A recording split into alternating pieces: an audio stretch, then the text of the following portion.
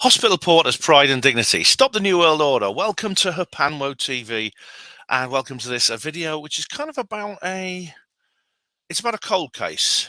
Exactly. That's what I'm going to do. I'm going to do a cold case today. Now, what I mean by cold case is I'm going to review something I covered in the past, and I'm going to look at it in a new way, probably because there's some updates or something that have just come about.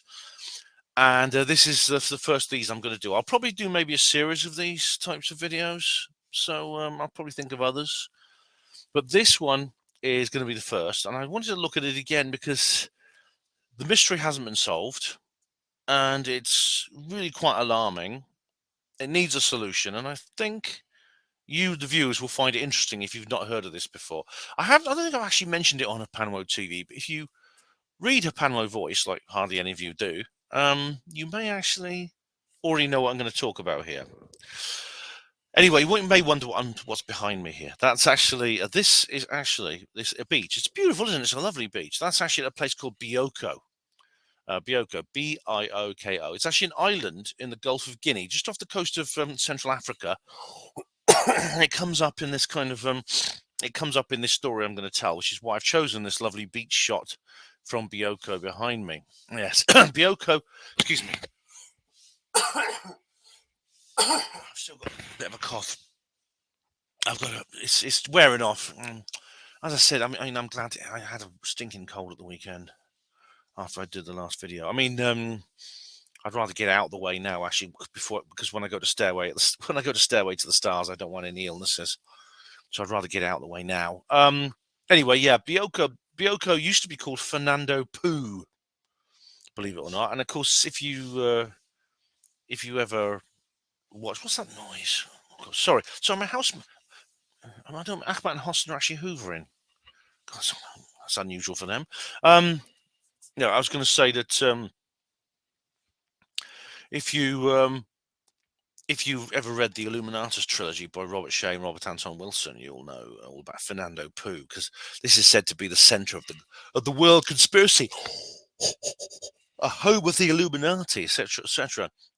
The center of where the New World Order begins. But of course, the real Fernando Poo is actually it's a lovely place. It's actually a nature reserve, a part of a country called Equatorial Guinea. All right, guys, so what's all this about? Well, let me get my notes. Yes. What happened was, this is, again, we're going back 5 years. This is a cold case going all the way back to March 2018. It's a long time ago. This came and it went. It was an internet sensation, then it disappeared. And you probably heard about it. Actually, if you've heard about it, well, like, what happened was a man called Ty, Ty. He used to have a Twitter called @StrayedAway, StrayedAway. That's been deactivated now. I'll come on to that in a minute, because he did deactivate his Twitter.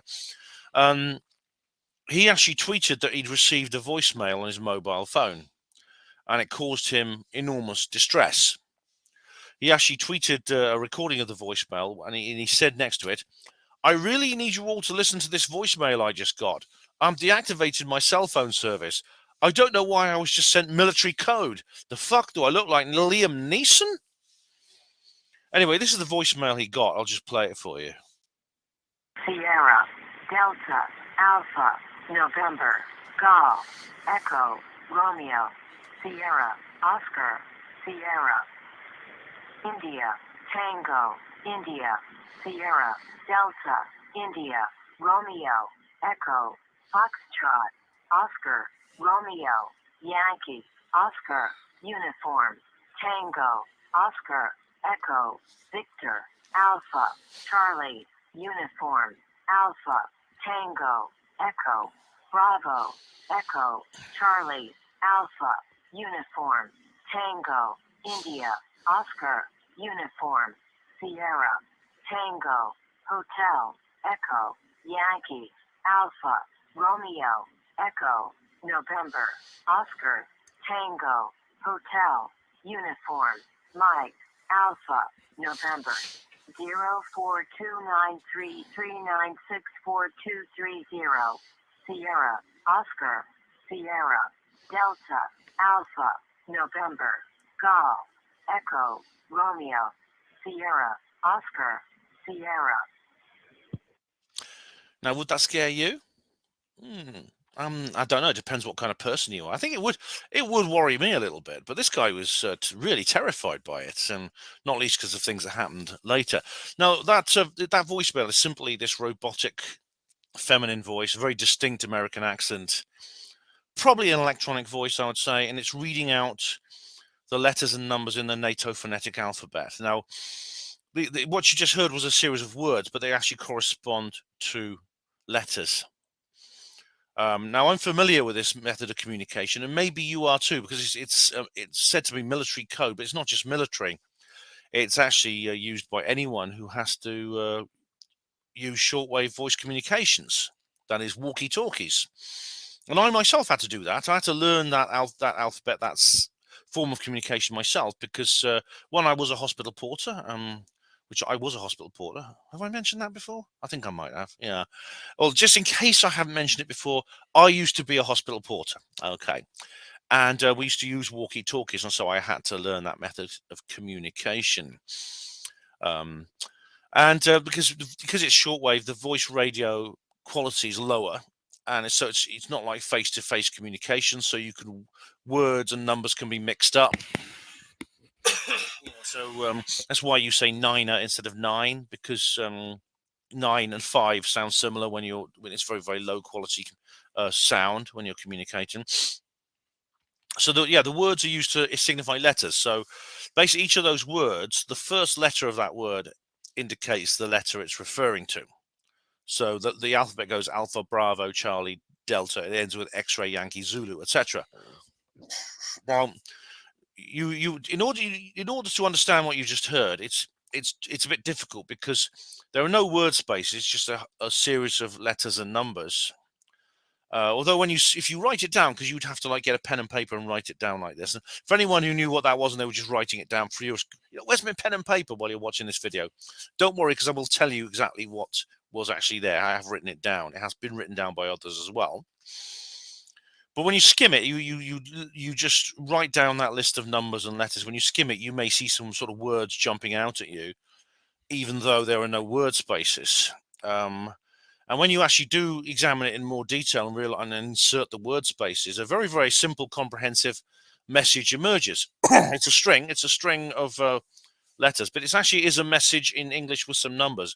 And it reads this. This is what it reads. S. Danger, SOS. It is dire for you to evacuate. Be cautious, they are not human. 042933964230. SOS, danger, SOS. Now, SOS actually means save our ship or save our souls. It's like it's basically a cry for help in radio language. If it's a plane is, you often hear the lifeboats. If you follow, we've had an SOS, launch the lifeboats, that sort of thing. That kind of thing. An SOS, save our ship, save our souls. It means. Now there's an S on its own just at the start before you get the S, danger. That could indicate the recording is a continuous loop, and he actually caught the end of one of the previous loops. Now the numbers are very contentious. The numbers are the most contentious part of this particular message. I don't know if maybe some of you remember this, but there was a huge amount of attempts to translate these, for example, into grid coordinates and several other things, using several different methods of grid coordination. So yeah, it's now some people thought that this was actually near where the MH370 airliner disappeared. A lot of people are saying, well, this is obviously what we're talking about here is obviously a message from the black box of MH370. So because they said, well, these are coordinates for the area sort of in the Indian Ocean where this plane disappeared. Now, I actually tried to look into this myself. I found that's actually not the case. In fact, when the best transliteration of this into grid coordinates actually puts it very close to Bioko, this picture behind me. So yeah, I think that's more accurate. I actually, unlike a lot of people, I don't believe there's a connection between what you've just heard and MH370. I don't. But anyway, if you go and look for Ty now on Twitter, the handle at straight away, you'll find that the account has been deactivated. He did it himself because, as you could hear, he was absolutely terrified by what happened. He actually he deactivated his Twitter. He threw his mobile phone away because, as you heard, he believes he was sent some secret military code by mistake, and he fears attention from the government and security services. In fact, a few days later, he claimed that he saw it's 3 a.m. in the morning. He saw a car pull up outside his house and someone take photographs. Now that could be just his mind playing tricks on him because of his paranoia and in his insecurity, but that could be the case. That could be what happened. If there is indeed a connection here to espionage, or to some kind of military, he picked up classified material, got sent to him by mistake without encryption, that sort of thing. If that's the case, then it wasn't some kind of surveillance, because the CIA and people like that, when they want to surveil people, they don't, they drive straight up to your house and they start taking photographs at you where you can see them. That's actually not surveillance. That is intimidation. Because believe me, if the CIA or other similar intelligence outfits want to secretly spy on you, they can do so without, and you will never know.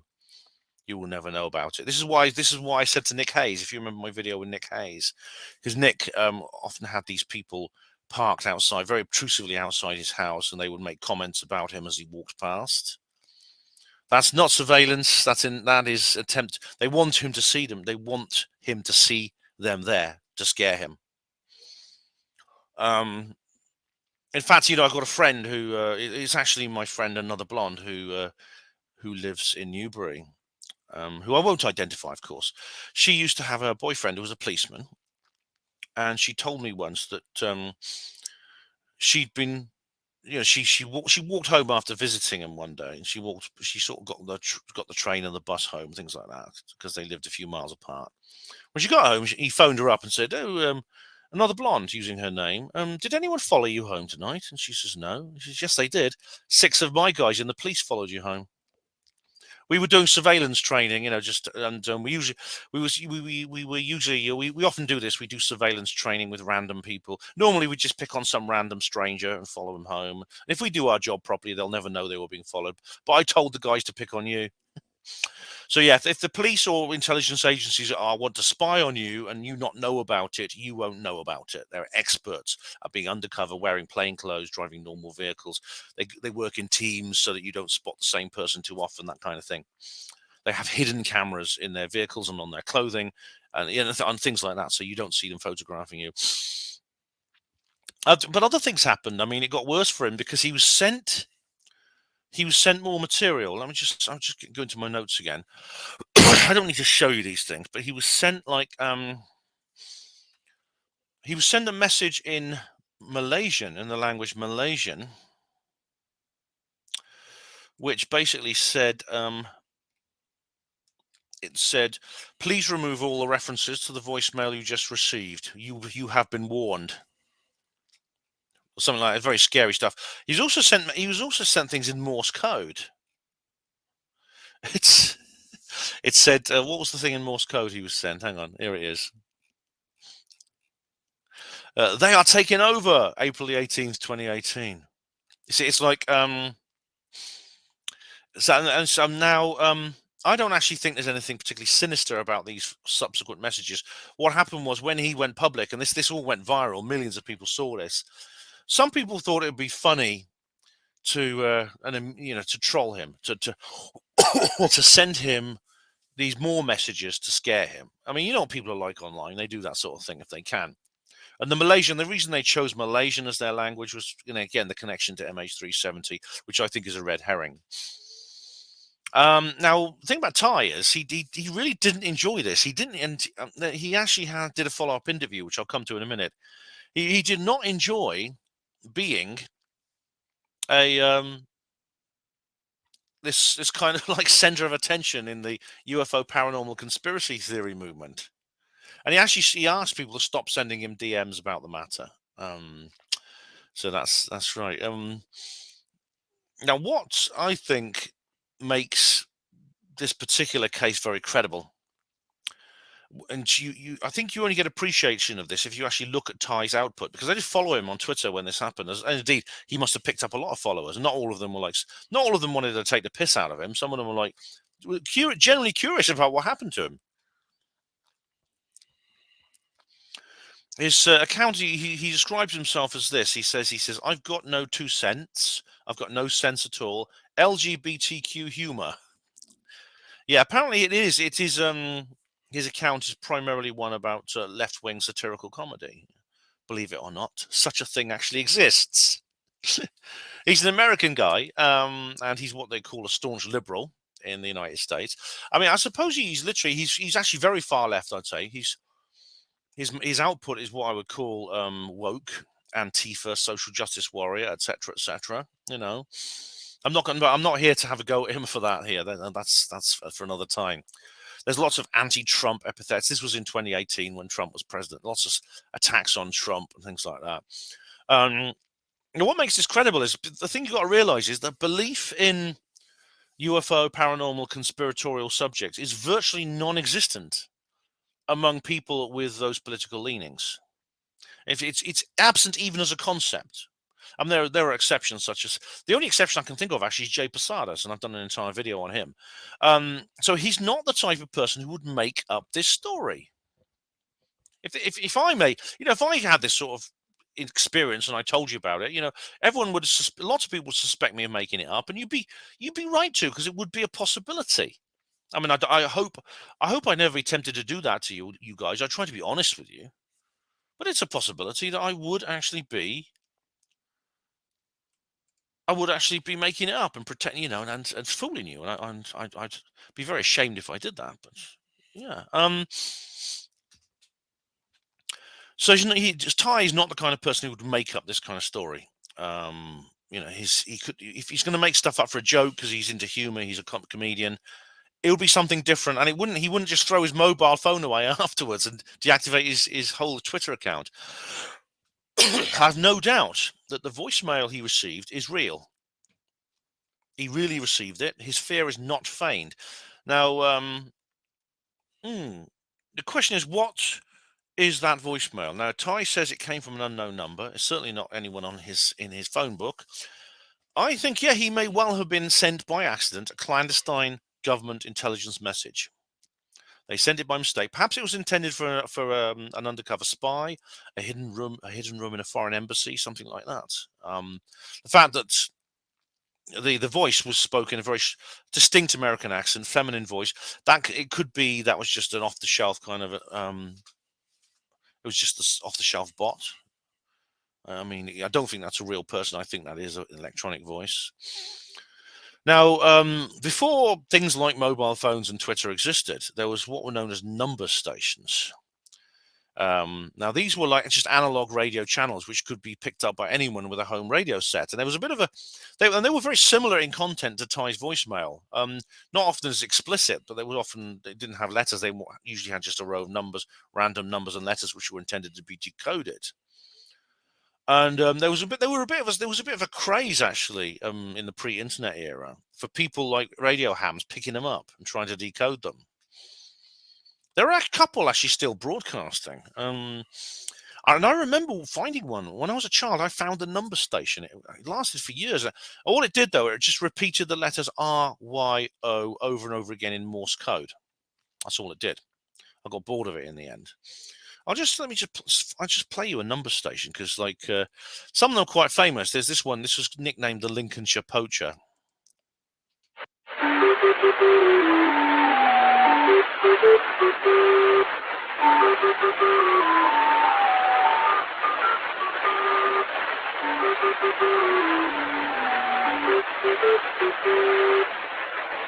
Zero, 2, 5, 8, 8. 0, 2, 5, 8, 8. The reason it's called the Lincolnshire Poacher is because that's the tune appears at the beginning. It's an English folk song, and you just get like 0, 2, 5, 8, 8 whatever that means. Here's another one. This is a Cuban number station, HMO1. 5, 6, 2, 8, 4, 6, 6, 1, 4, 4, 5, 5, 8, 6, 1, 4, 2, 3, 4, 6, 6, 2, 8. Now that's just reading numbers in Spanish. I think that's a real voice. And this is the Gong number station. Now this is this was like in 1980s. This was East Germany. I don't know. In some of you might not remember, but I think until the late 1980s. I think it was 1989.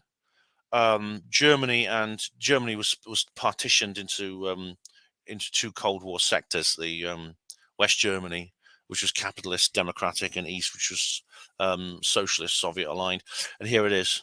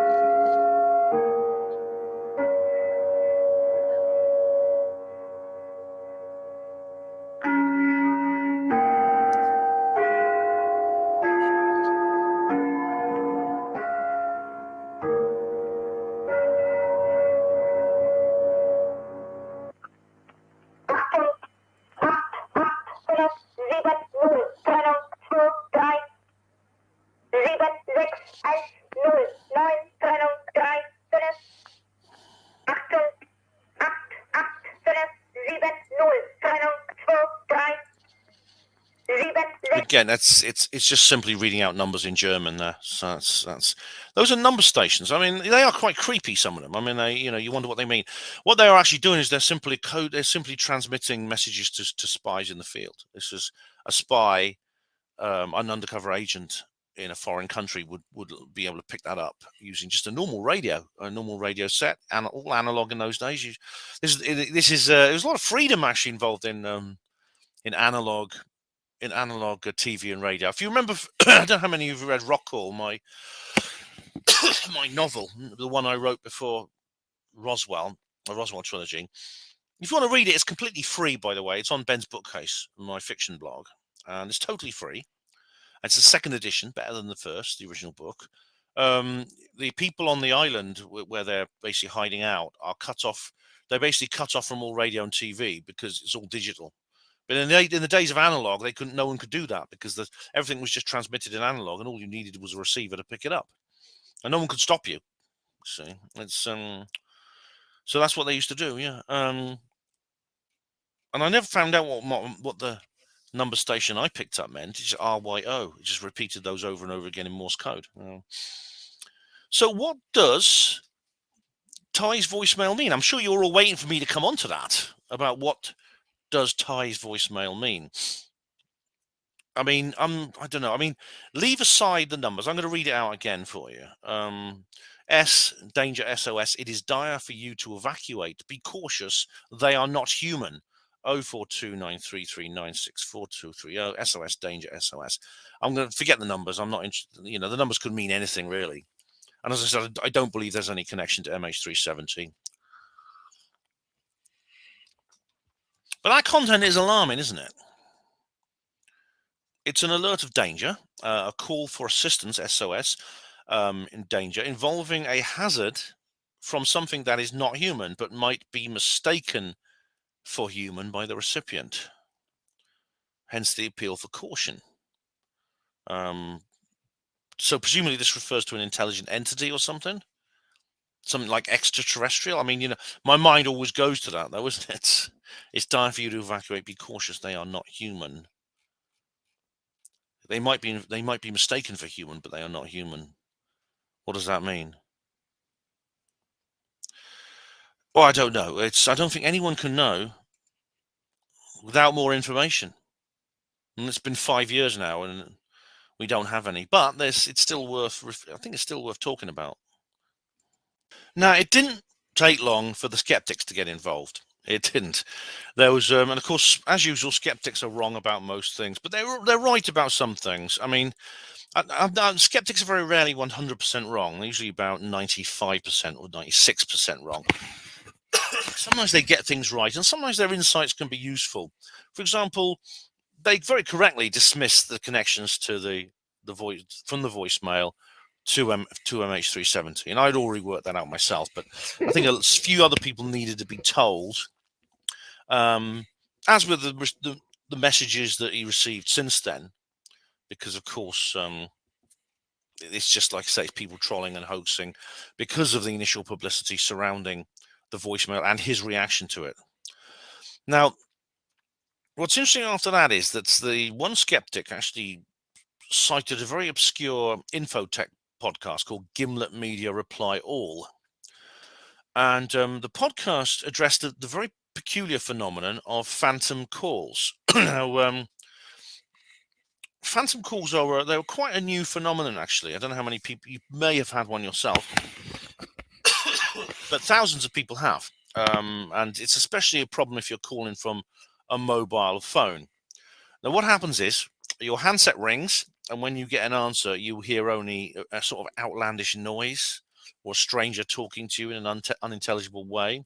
I've actually got some examples for you here, which I'm going to play.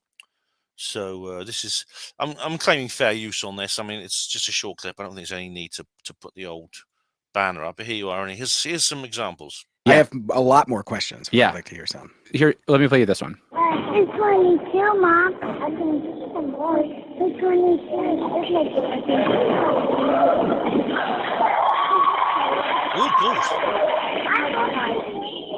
It sounds like it's a basketball game. Yeah, that's what I think. It sounds like a basketball game because you can hear a ball dribbling and you can actually hear sneakers squeaking. You can hear the sneaker squeaking. And then at the very beginning, you could hear a child saying something to their mom. Like it's being recorded from... What the hell is going on? I know.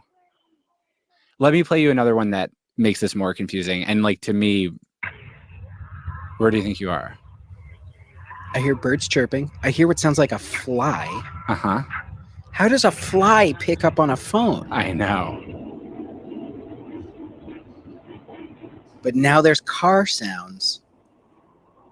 I think you get the picture, don't you? You get you hear what I'm talking about here. Yeah, it's a very strange thing, these phantom calls. They are actually becoming more and more common, and 5 years ago I think they reached their peak. So you hear a child talking, you hear an audio recording of a basketball match.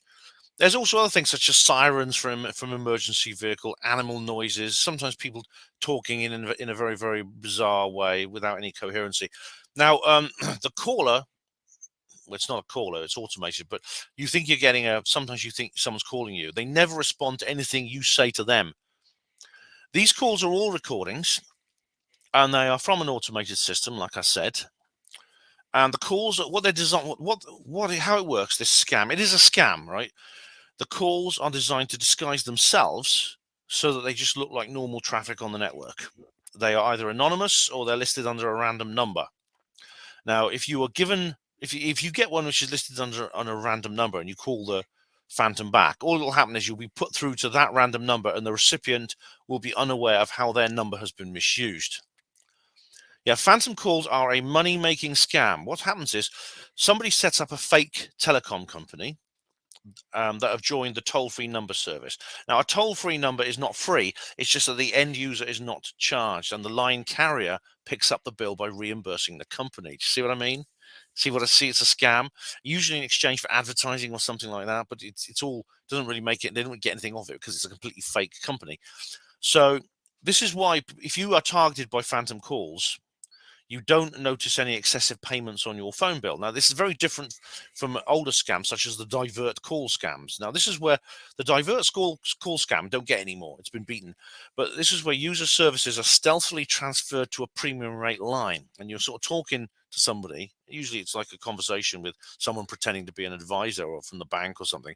And then you're charged without your knowledge at a premium rate. And sometimes you can run up bills of like £50, £60 from a single call. Again, totally illegal. Both our examples are theft, but they're theft. In one case, they steal from you. In another case, they steal from the line carrier. But now the automated system for the phone phantom calls is designed to phone up a large number of people and make as much cash off the toll-free service as they can. Now, to maximize the charges to the carrier, the phantom call has to keep the targeted user on the line for as long as possible. This is why it always includes material designed to arouse the target's curiosity. It's always intended to make them say, what's this? What's this? Hello, hello, who's that? Things like that. Strange sound, speech, things like that, for instance. So the idea is that the target user will spend several minutes just listening and saying, what the hell is this? Hello, is anyone there?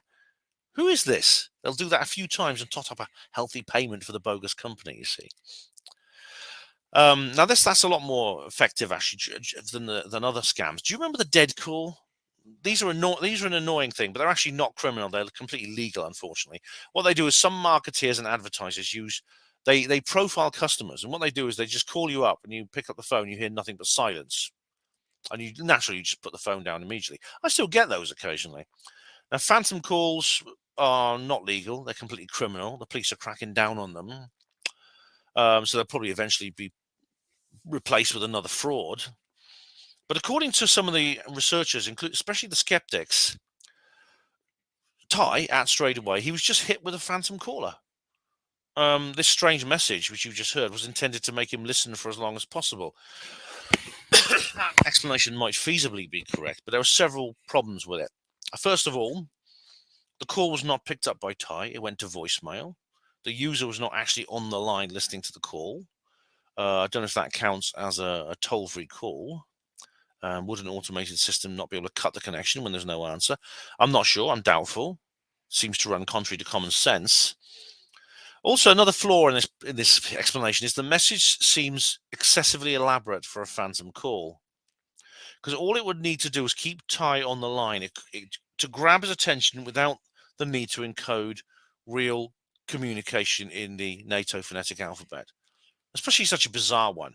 Now, live audio transliterations of the NPA is not easy for anything other than short strings. Now, as I said earlier, I was a hospital porter. I've been trained in the use of the NPA because I had a walkie-talkie, and I communicated with the other porters and with the dispatcher by walkie-talkie. But for long text, I'd need a pen and paper to decipher longer strings of NPA letters and numbers. So including a meaningful NPA sentence in a phantom call would be superfluous to necessity. Why would the con men behind it bother to do that? So I still think the most likely explanation for this mystery, and I still think that today after 5 years, is that Ty's Twitter voicemail was some kind of encoded communication from the world of espionage that was sent to Ty by mistake. But, well, there's more. I mean, I discovered something, and I actually wrote about it on Herpanmo Voice last month, that there was actually an interview with Ty. He was interviewed by a YouTube user called Shane. Now, I'll just show you the video. I won't play it, but I'll just show you the video. Here it is.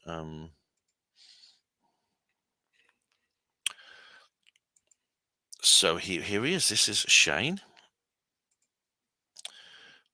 Mind-blowing conspiracy theories. And it's this video here. This is Shane here. This is the video. And this is... We have the Malaysia flight information. We have a message. Oh, this is straight away. He managed to find... Okay, so the voicemail happened. So that was real. And then all of That's Ty. Figuring out what it means and the Flight 370 and Stephen Hawking's, all that stuff. Not right. One of these, I'll just explain. And one of the strange things he got as a response to this was, something to do with Stephen Hawking. Where is it? Hang on, it's all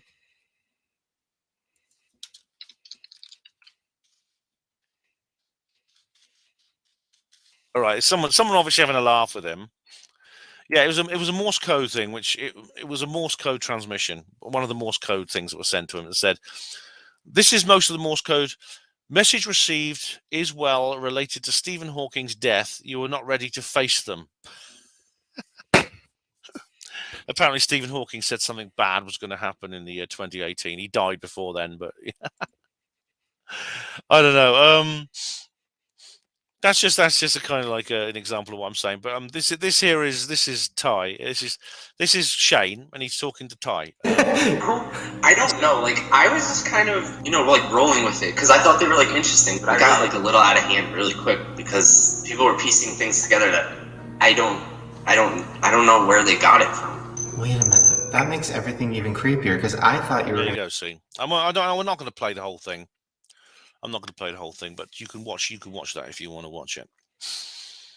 So, yeah. Now, what happened was Ty. Yeah, he managed to track him down. This is because this actually, believe it or not, I'm surprised I missed this because this interview took place just a couple of weeks after the original incident back in 2018. So I've got to apologise to you for not picking that up back then. Ty actually returned to Twitter after a little while under a new handle. It was @homicide. Now, homicide is like in murder, which is an odd name to give himself after all his terrified blurts from previously. But it's not spelt like homicide. It's H-O. It's all capital letters. HOMOC #1DE. Pronounced homicide. So you can find him there if you want to. But to be honest, it's not really very much. It's actually not very interesting stuff. Like I said, it's all the usual sort of left wing, white people sort of thing. Now a lot of people, I think, hopefully this interview, anyone who's seen that interview, and some of you might have done already, because if you've been following this particular case, I do hope that you got over this idea that Ty just made the whole thing up. I mean, I've explained why I think that is, and there's other reasons as well.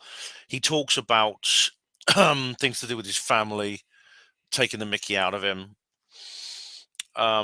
He deleted his straightaway account because it was permanently associated with that weird voicemail now. And sadly typical of social media, he received abuse, he received threatening messages, and they weren't just confined to him. One of the reasons he had an argument with his family was because they received them too. His parents, sister, brother, things like that. Also, he, of course, is gay. And I think you'll probably tell, actually, he sort of acts it a bit. And his male partner and he were subjected to homophobic insults. It's when people are anonymous and they're online and they have a keyboard and monitor between you and them. It brings out the cowardly sadist in people, as I found out only too well. One word, Watford, yes. Regular viewers will know what I mean by Watford, yeah. What's Alan doing up there? Sorry, Alan is rumbling around. You may have escaped your attention, but I don't actually have a proper studio for Herpanwo TV. So yeah, in this interview he does with Shane, he just tells the same basic story he told in his Twitter threads. And I believe him because he hasn't changed his story at all. The voicemail was real. It was exactly as he described in exactly the same manner. He did not influence any of the subsequent analysis. He never commented on any of these theories that people were sent his way. I mean, he doesn't, like I said, he doesn't believe in conspiracy theories. He's not interested in any of the kind of conjecture that we in the woo-woo tinfoil hat community were doing, because he's nothing to do with this. He thinks we're crazy. He did suspect it was something from the government, some government message that he'd received by mistake, and I agree with him. The late night photographer, I think, was probably also a real event, although he may have misinterpreted it and exaggerated it in his own mind. He's not lying, but he may have exaggerated it in his own mind, and that's why it frightened him. Or it was maybe literally someone trying to intimidate him from the government when they realized they'd sent him that message by mistake. I don't include the Morse code on the Malaysian messages, but that might have been it. It's all alternatively, it could be just another prankster. It could be another of these trolls, and they decided to do something to him IRL. They found out where he lives and thought, let's drive past his house in a black car and take photos of him. That'll scare him even more.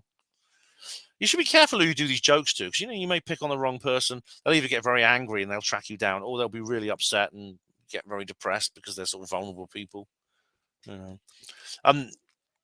Some skeptics thought that's his family or friends playing a trick on him, but no, they would have confessed by now. because they had a lot of aggro from it too, or he would have exposed them. So I don't think it is. I don't think it's family and friend. Now Shane thinks it might be might have been a randomly targeted joke. I disagree. Ty disagrees. I disagree too. He doesn't fit the. See, I don't think it's it's just sending this as a joke from his voicemail. You'd have to find out his number. You'd have to know you're going to get some kind of result from it. Ty doesn't fit the profile of a fertile dupe for a charade of that nature.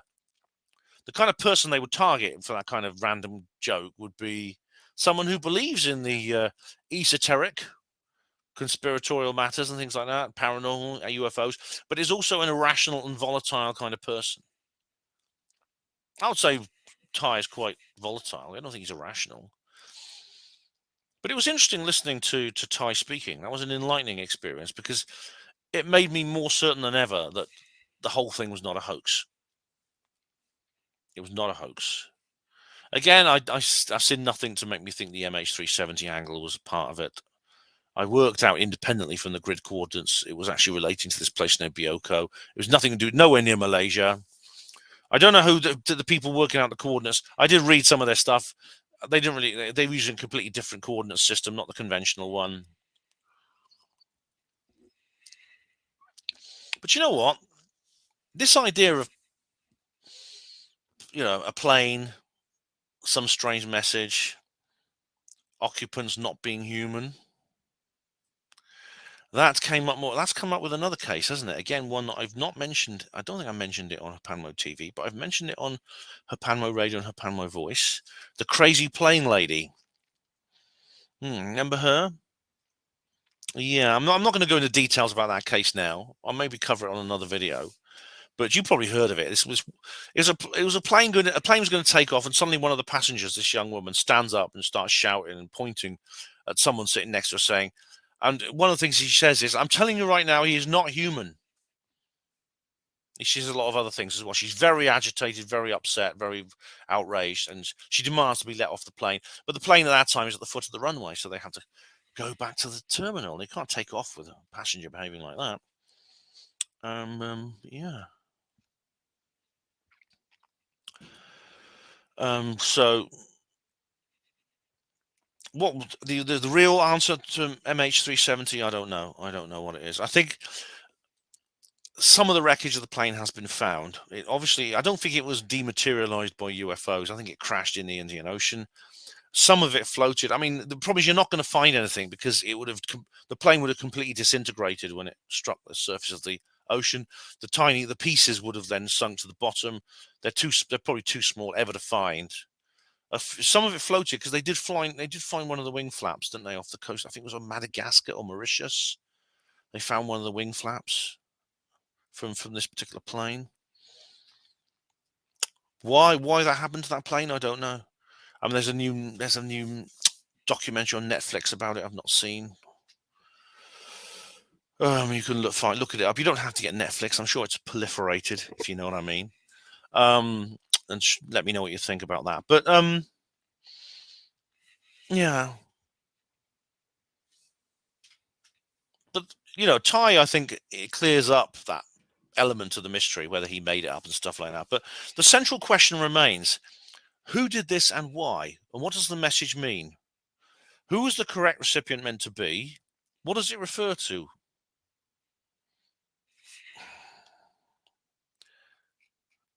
To remind you, it says danger, SOS. It is dire for you to evacuate. Be cautious, they are not human. Numbers, and then it just repeats SOS danger. Right, SOS, save our ship. It is dire for you to evacuate. So the person sending the message, I'm just going to go through this again. The person sending the message is the person sending SOS, save our ship. So they are in trouble. It is dire for you to evacuate. They're addressing another unit, vessel, ship, whatever it might be, aeroplane, whatever it might be. It's dire for you to evacuate. Presumably because there's a danger they might be facing. Whoever's sending the message. Be cautious. They are not human, right? Be cautious. Beware. They are not human. They need to tell the recipient that what they're dealing with, the hazard, is not human, the danger, the SOS danger. So this is a phenomenon that the recipient might think is human, but is not. And it's tantalizing, but without more information, there's no way of knowing what that is. There's no way of ever knowing what we're dealing with here. Is it extraterrestrial? Some kind of something else relating to government? Secret experiment? Interdimensional beings? Ghosts? Reptilians? I don't know. I don't know. Funny fact, maybe it's connected to the crazy plane lady. I mean, I won't go into details with the crazy plane lady, but maybe that's something to talk about in another video. What do you reckon? Do you want me to do a video about the crazy plane lady? Yeah, maybe we should, or maybe a live stream. I should have done one at the time, shouldn't I? Anyway, on the subject of live streams, there is going to be a live stream. It's a special Halloween one, and it's going to be, oh god, I think it may be, oh, not Sunday. It'll probably be Monday, or maybe Halloween Day itself, which is Tuesday. I don't know, but there's going to be one. And then after that, I'll try and get one more video in before I go off to Stairway to the Stars, because I'm going to be away for about 10 days for Stairway to the Stars, and I won't be uploading. I'll be making a video, definitely. There'll be a reportage, but I won't be uploading in that time. It'll be a long silence for me, like when I went to the Isle of Man. Anyway, guys, thank you all of you for watching Herpanwo TV. Hospital Porters, pride and dignity. Stop the New World Order.